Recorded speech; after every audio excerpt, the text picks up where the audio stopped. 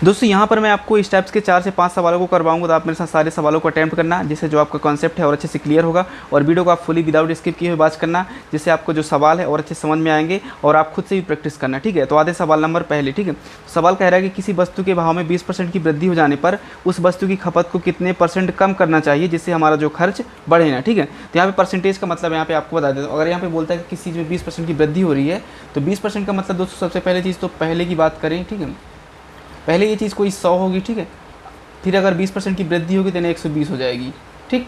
Percentage की बात कर रहे हैं, ठीक है। और इसे मैं अगर 20% की वृद्धि को लिखता हूँ यहाँ पे, इसे मैं काट देता हूँ यहाँ से, तो ये आता है आपका 20 पंचे 100 और 20 छक्के 120, 5:6 बनता है, ठीक है। वहीं पर अगर मैं बोलता हूँ डायरेक्टली आपको बताता हूँ कि 20% की वृद्धि का मतलब एक्चुअल में होता क्या है, तो 20/100 लिखेंगे, ठीक है। परसेंटेज को हटाएंगे तो ये आता है 1/1/5, ठीक है।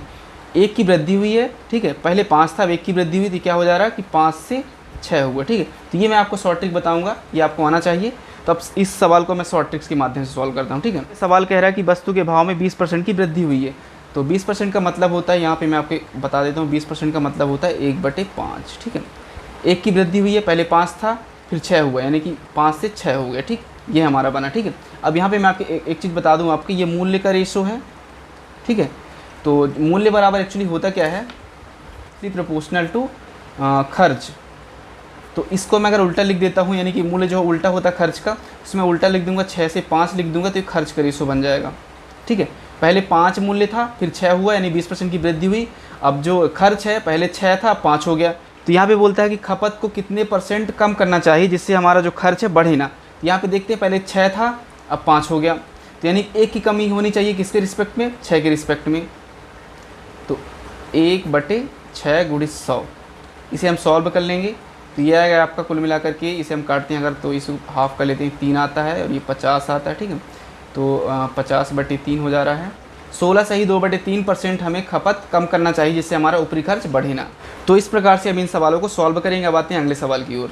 सवाल कह रहा है कि ए की आय बी की आय से 30% अधिक हो तो बी की आय ए की आय से कितने % कम होगा। तो यहाँ पे मैं आपको बता दूँ 30% का मतलब क्या होता है। 30% अगर परसेंटेज हटा दे तो अपन 100 लिखेंगे, तो ये निकल के आएगा आपका 3/10, ठीक।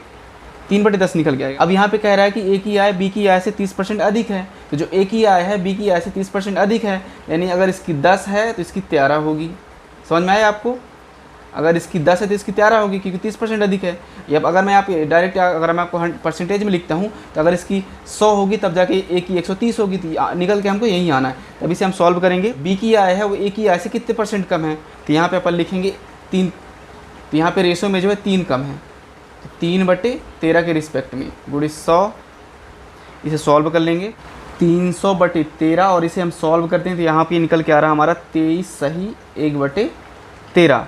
तो यहाँ पर जो बी की आय है वो है 23 सही 1/13% जो है ए की आय से कम है। तो इस प्रकार से हम इन सवालों को सॉल्व करेंगे। अब आते हैं अगले सवाल की ओर। अगला सवाल है जो कि सेम ही हल्का सा डिफरेंट है। तो यहाँ पे सवाल कह रहा है कि ए की आय बी की आय से 10% अधिक है। 10% का मतलब यहाँ पे लिखते हैं आपको 10/100 बराबर होता है 1/10, है ना। तो यहाँ पे कह रहा है कि ए की आय बी की आय से 10% अधिक है, यानी यहाँ पे ए और यहाँ पे बी।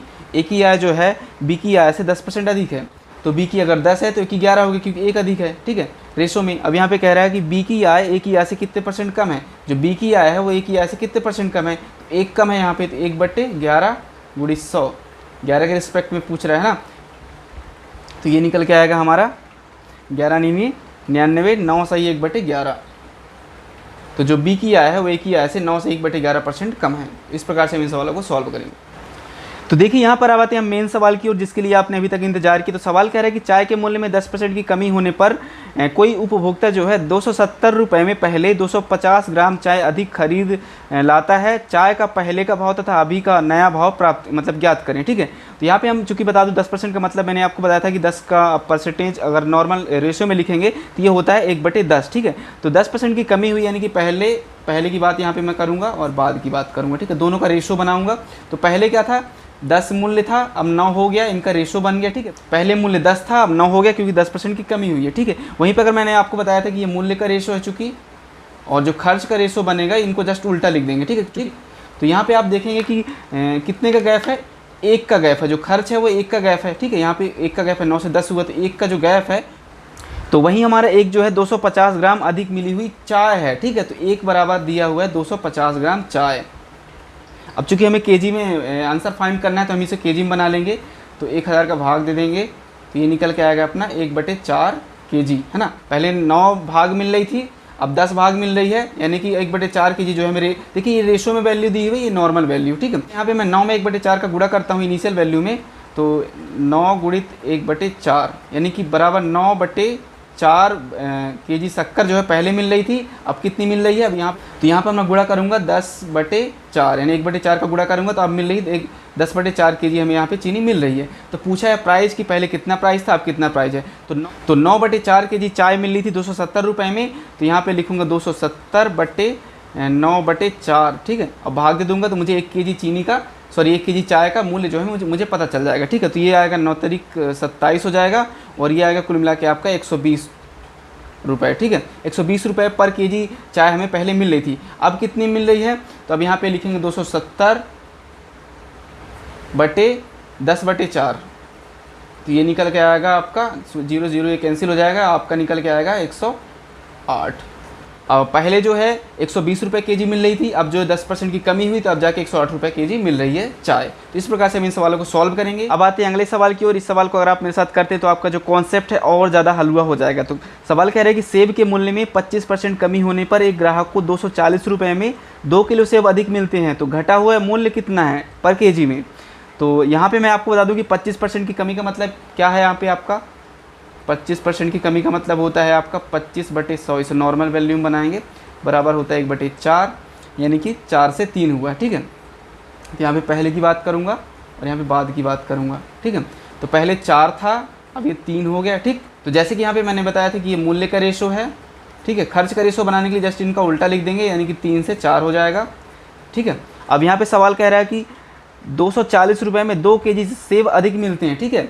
तो 1 की वैल्यू यानी 1 बढ़ा हुआ है खर्च, ठीक है। तो 1 बराबर दिया हुआ है कितना केजी अधिक मिल रहा है, 2 केजी अधिक मिल रहा है, ठीक है। तो यहाँ पे हम देखेंगे कि पहले कितना खरीद रहे थे हम, तो 2 का गुणा कर देंगे इनिशियल वैल्यू यानी पहले की वैल्यू 3 से, तो ये निकल जाएगा 6 केजी पहले हम खरीद रहे थे, अब कितना खरीद रहे हैं, यहाँ पे करेंगे 2 का गुणा, तो ये आप खरीद रहे हैं 4 दूनी 8 केजी। पहले हम 6 किलो सेब खरीदते थे, अब जब मूल्य में कमी हो गई तो हम 8 किलो सेब खरीद रहे हैं। तो सवाल कह रहा है कि पर केजी सेब कितने रुपए में मिल रहे हैं, ठीक है।